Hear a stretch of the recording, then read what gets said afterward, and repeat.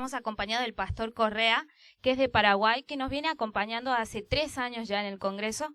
Así que le damos muchas gracias porque en esta oportunidad nos puede seguir acompañando y por toda la palabra que hemos estado recibiendo durante estos años y los talleres que siempre está compartiendo. Buenas tardes, muchas gracias por la invitación. Que Dios les bendiga. A ustedes, felicitaciones por este trabajo y saludos a todos los que van a estar viendo esta entrevista. Que sea de bendición para sus vidas. Bueno, como hemos estado viendo durante años y en los talleres que hemos vivido estos días, usted está trabajando mucho con el tema de sexualidad, que es conforme a la palabra de Dios. Entonces, le queríamos preguntar, ¿cuál cree que es un principal desafío que enfrenta un joven hoy para vivir la sexualidad de forma sana y bíblica? Ok. Antes de contestar la pregunta, quiero aclarar que yo no soy un especialista en el tema, pero sí que lo hemos trabajado bastante. Hemos hablado mucho y seguimos hablando mucho con jóvenes, con adolescentes, especialmente en iglesias, pero también con chicos que no son de iglesias, con los cuales nos comparten sus experiencias, sus temores, sí, sus preocupaciones, sus dudas. Entonces, me hablaba de los peligros que hay, ¿no? Esa era la pregunta. Sí, ¿cuál sería el desafío que El enfrenta desafío. hoy la juventud respecto a su sexualidad y cómo lo vivirían de una forma bíblica? Ok. Eh, Como yo vengo enseñando en los talleres, hoy vivimos en un mundo no sexualizado, sino hipersexualizado. Y tristemente, y acá en el país se ha introducido lo que es la ESI, ¿sí? En las escuelas, donde niños de 3, de 4, de 5 años están expuestos a enseñanzas muy explícitas sobre el sexo. Uno de los peligros es que se ha naturalizado el tema sexual y se ha normalizado como algo que, que se debe hacer sin importar la situación en que uno vive. Si ya tú tienes el anhelo, si tienes el deseo, lo puedes hacer.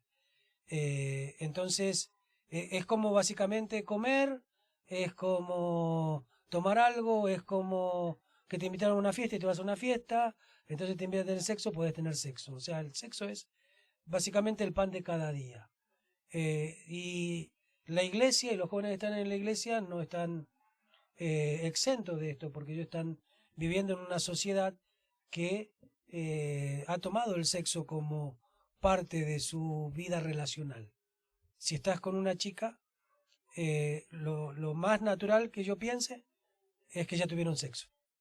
Porque si no tuviste sexo es como que sos raro. Y si hay algo que cuando uno es adolescente o es joven es, no queremos sentirnos raros. Sí, porque no queremos que se burlen de nosotros, porque no queremos de que la gente nos tome por tonto, entonces lógicamente queremos estar en la onda. Y como es tan fácil, o sea, yo digo, en mi tiempo, de repente soy un poco más viejo que ustedes, uno tenía que ganarse eso. Y para una chica, realmente ceder al sexo era porque estaba muy enamorada. Y porque ella pensaba que realmente encontró al hombre de su vida. Y quizás fue engañada, ¿no? Que ha pasado mucho eso.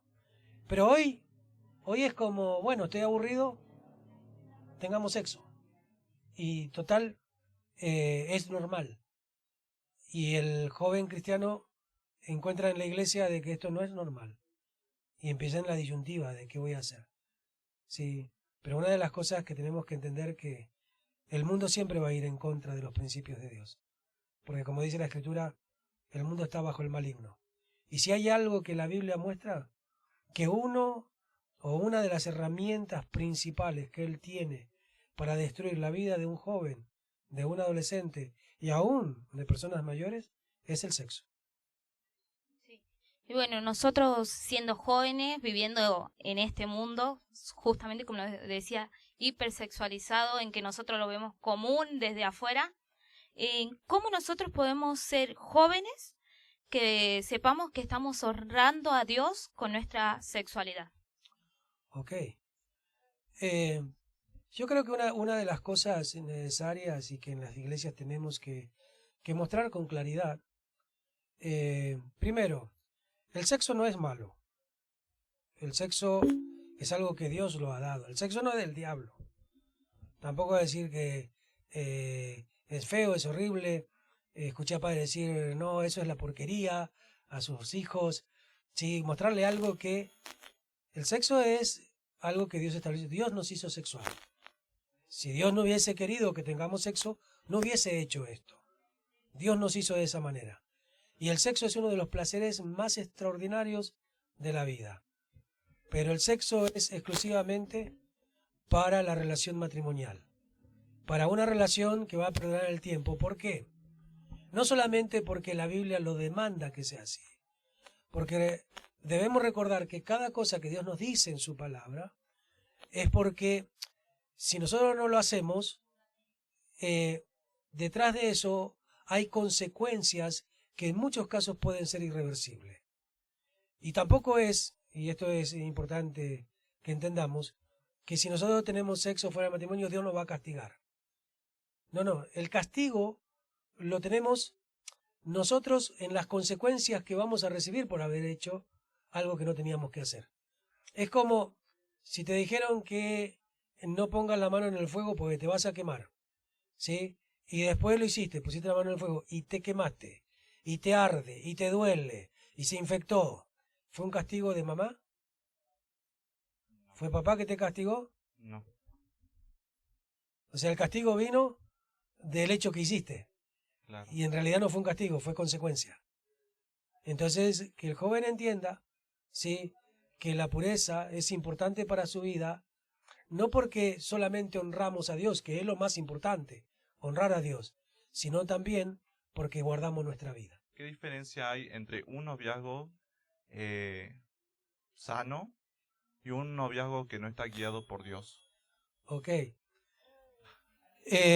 Bueno, una de las diferencias, lógicamente, es que un noviazgo sano está basado sobre principios bíblicos.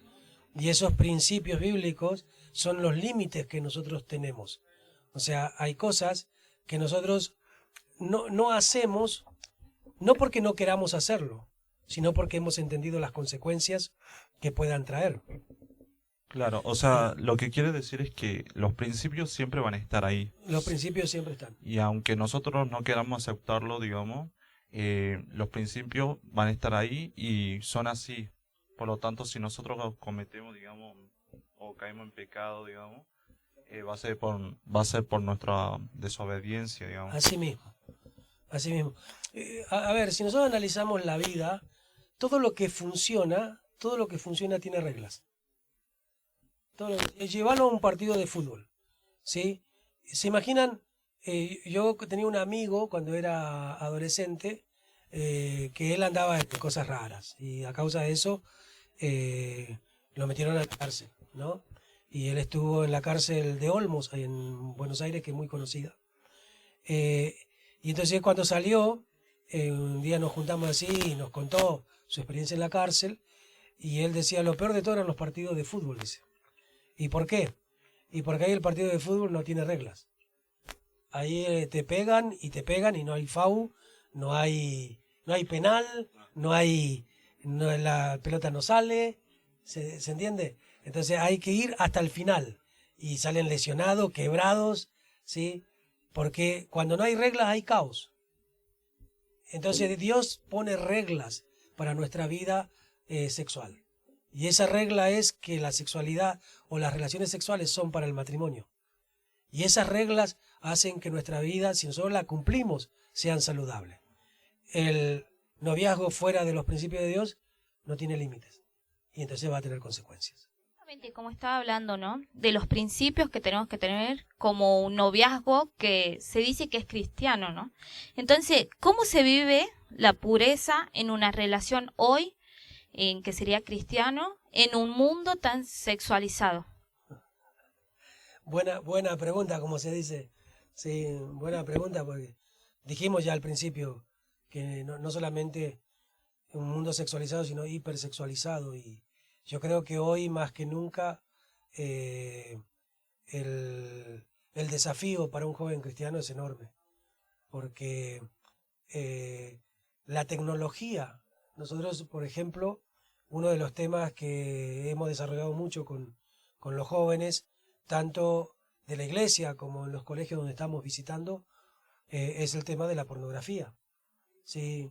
Y el tema que desarrollamos es a solo un clic de distancia, ¿sí? Entonces, yo en mi tiempo, para que un joven vea pornografía, había lugares muy específicos que pocas personas conocían y había que ir y pagar. Hoy, los videitos que ven los chicos en los celulares muestran pornografía. Entonces el desafío es enorme. En Job dice, hice pacto con mis ojos. Hice pacto con mis ojos para no ver lo que no debía. Yo creo que todo se basa en un fuerte compromiso. Un compromiso delante de Dios.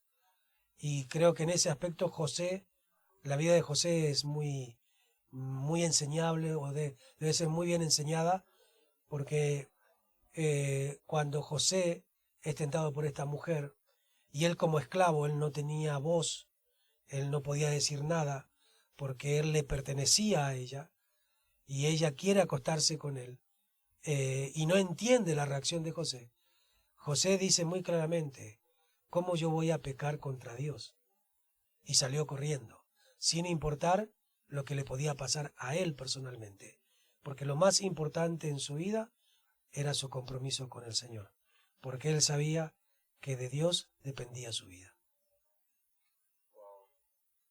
Es muy impactante eso porque generalmente las personas que están padeciendo de esto de querer ir en contra de la corriente, es decir, de no caer, digamos, en esos pecados, siempre, digamos, terminamos estando en un estado de abstenencia, en el sentido de que tratamos bueno, de distraernos, de, no sé, hacer algo, y se siente más esa tensión, digamos, encima de los jóvenes que están padeciendo por esto.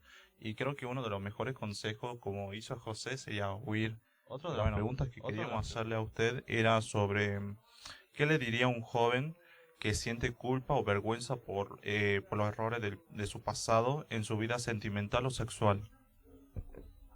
Creo que es importante entender algo. Esto es como, a ver, como los pensamientos, ¿no? Charles Spurgeon, que era un famoso predicador, se lo conocía como el príncipe de los predicadores. Él, hablando de los pensamientos, él dijo, poniendo un ejemplo, él dijo, yo no tengo la culpa de que los pájaros revoloteen sobre mi cabeza, pero yo tengo responsabilidad de que no hagan nido, ¿sí? Entonces, tomando eso, yo puedo decirte que no son culpables de lo que están sintiendo, aún esos sentimientos malos que tienen, pero son responsables de qué van a hacer con eso, ¿sí? Si lo van, porque, a ver, el pensar mal no es el pecado. El pecado es dejar que ese mal pensamiento se anide en nuestra mente, porque ahí es donde comienza la tragedia. Porque todo, después nosotros, nosotros en lo general vamos a ver el pecado ya cuando se cometió, pero el pecado comenzó en el momento en que permitiste que ese pensamiento que vino se quede ahí y le empezaste a dar vuelta y empezaste a jugar con ese pensamiento, porque toda acción comienza en un pensamiento, y si eso se anida, le estás dando vida hasta que un día, por más que digas, a mí no me va a pasar, ¿sí? Tarde o temprano caerás, porque ese pensamiento tomará la fuerza necesaria para controlar tu vida y llevarlo a la acción. Y el diablo lo único que tendrá que hacer es crear la oportunidad. Por eso lo que hablamos en estos días, le echamos la culpa al diablo en un montón de cosas, y el diablo lo único que hace es soltar la soga nada más. Y después somos nosotros los que decidimos qué hacer. Entonces de repente un joven pecó, y le echa la culpa al diablo. No es el diablo, ¿sí? Ahora, si te pasa algo de tener un mal pensamiento, no te preocupes por eso. Preocupate qué vas a hacer con eso, ¿sí?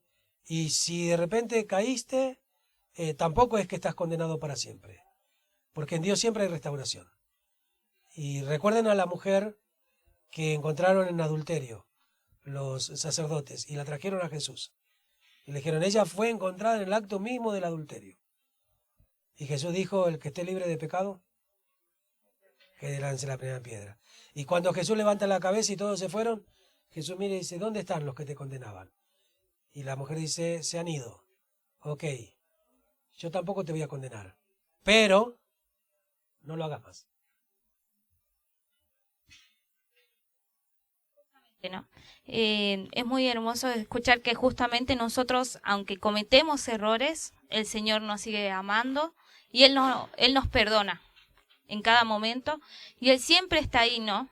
Aunque caigamos una y otra vez, el Señor nos está perdonando, así que creo que es importante mencionar justamente lo que estaba diciendo. Aunque el pecado haya estado o lo que hemos vivido, el Señor nos sigue amando y nos va a perdonar. Amén. En la situación en la que estemos. Déjame decirte algo ahí que a mí me ha ayudado mucho a encontrar paz en mi corazón, porque escuché a un predicador decir una vez que no hay nada tan malo que yo pueda hacer para que Dios me ame menos, ni nada tan bueno que yo pueda hacer para que Dios me ame más.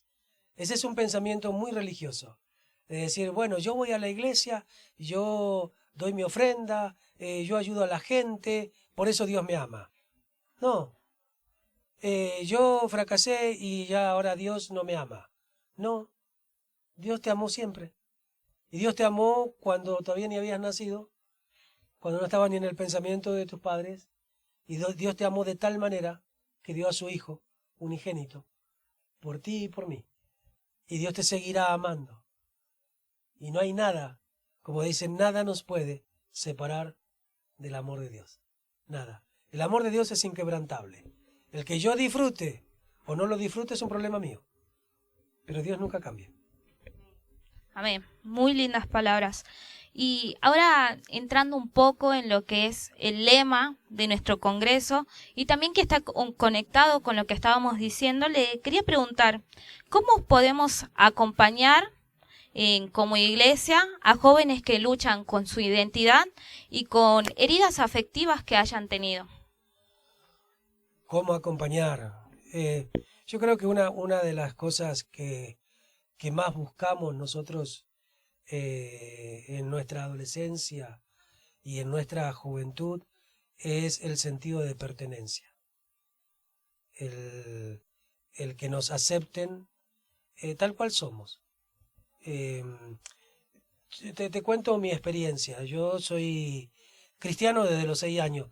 Cristiano entre comillas, ¿no? O sea, es la forma en que nosotros a veces decimos, porque vamos a la iglesia decimos que somos cristianos, ¿no? Si ahondamos bien en la palabra, vamos a descartar muchísimas cosas, ¿no? Pero yo soy cristiano desde los 6 años. A los 12 años o 13 años, yo me aparté de Dios. Me alejé de Dios. Mi papá era pastor, ¿sí? Pero yo vivía mi mundo. Y papá de repente, claro, nosotros en la iglesia no teníamos jóvenes. Y entonces él decía, claro, ¿cómo ellos van a querer estar en la iglesia si en la iglesia no hay jóvenes? Y por un lado es verdad. Entonces, ¿qué hizo él? Nos llevó a otras iglesias. Pero nosotros íbamos a esas iglesias y nadie nos saludaba. Entonces menos queríamos ir. Y entonces nos resguardábamos en nuestras amistades del mundo. Entonces lo que la iglesia tiene que hacer es crear un ámbito donde el joven se sienta a gusto, ¿sí? De tener grupos de apoyo donde el joven pueda venir, ¿sí? Y de a poco ir encontrando un lugar de confianza, ¿sí? Y tener líderes preparados para que ellos puedan abrirse, ¿sí? Con estas personas y ellos puedan guiarles en los pasos que tienen que hacer. Les cuento una experiencia. Nosotros en Paraguay trabajamos en los colegios, damos charlas sobre sexualidad, ¿sí? Eso lo hicimos hasta el 2019. Era básicamente todo tenía que ver con la sexualidad. Hoy ya tocamos muchos otros temas. Pero claro, nosotros dábamos una charla y después nos íbamos a otro colegio y quedaban muchas dudas. Había chicos que de repente querían hablar, pero tampoco no nos conocían como para que ellos puedan abrirse y decirnos lo que les pasa. Así que con una asociación en Paraguay nos hicimos una alianza y ellos trabajaban con casas que llamaban bases, ¿sí? Estas casas que ellos mismos se ocupaban de equipar eran casas de adolescentes, donde nosotros la abríamos una vez por semana y era un lugar donde había un montón de juegos y estaba todo adaptado para adolescentes. Y ahí podían venir ellos a jugar metegol, ping-pong, tejo, vóley, o sea, diferentes actividades. Y teníamos un equipo de consejeros que nos juntábamos con ellos y jugábamos con ellos. Y como los chicos de ahora básicamente están más con el celular, muchos de esos juegos no los conocían. Entonces le enseñábamos cómo se juega acá y cómo se juega allá. Y todo eso iba creando confianza. Y después, llegaba un momento, cortábamos todos los juegos. Y ahora es tiempo de reflexión. Y ahí un mensaje. Y después tiempo para ellos. Quieren hablar con un consejero, quieren seguir jugando. Y los primeros días querían seguir jugando. Después ya era todo hablar con consejeros. Y ahí ellos se abrían. Y entonces nos podían dar la posibilidad que le ayudemos en su confusión, en su falta de identidad, en sus dudas, en sus crisis existenciales, ¿sí? En su dolor por venir de familias disfuncionales, por no tener papá, por ser criado con los abuelos. Entonces ellos encontraron en ese lugar un lugar de contención. Y de ahí llevarlos a la iglesia. La verdad es que sí, la iglesia debería realizar este tipo de actividades o salir de esa zona de confort, de animarse a poder comenzar saludando, qué sé yo, a uno de los jóvenes y comenzar a entablar esta relación, porque generalmente los jóvenes terminamos socorriendo, digamos, a nuestros amigos del mundo, porque por ahí no tenemos esa confianza de querer abrirnos o de querer contarle nuestras crisis a los demás. Entonces, nada, me encanta justamente esa respuesta. Y bueno, como una de estas últimas preguntas, le queríamos preguntar a usted si pudiera decir solo una frase a un joven que está confundido sentimentalmente, ¿cuál sería? Oh, ¿cómo resumirlo? Quizás yo no tenga esa capacidad, pero trataré de hacer lo mejor posible. Lógicamente que lo primero que haría es aconsejarlo a que busque a Dios más que cualquier otra cosa y que escuche la voz de Dios y que entienda que la vida no se debe vivir por emociones, sino que la vida se debe vivir por convicciones. Que entender que las emociones no nos llevarán por buen camino, porque las emociones siempre tenderán a buscar las cosas que nos gustan. Y lo que nos gusta generalmente no es bueno. Y aquí sí entra una frase, que lo bueno no es fácil y lo fácil no es bueno. Muy linda frase. La verdad es que así no. Lo bueno no es fácil y lo fácil no es bueno. Excelente. Y para ir terminando, quisiéramos preguntarle qué quisiera que se llevaran los chicos que estuvieron presentes en este congreso, lo que les pudieron escuchar en las talleres y hoy que va a ser su plenaria, qué quisiera que se llevaran ellos, qué palabra quiere que reciba y que se quede grabada en su mente, en la vida de cada uno de ellos. Yo siempre digo que cuando ministro o cuando tenemos una reunión, cuando tenemos un congreso, un campamento, lo más importante que yo quiero es que pueda conectar el corazón de los oyentes al corazón de Dios, más que cualquier otra cosa.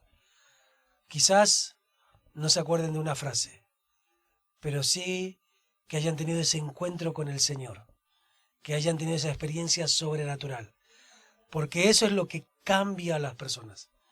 Porque a veces las frases hasta se pueden olvidar o se pueden volver buenos eslogan, ¿sí?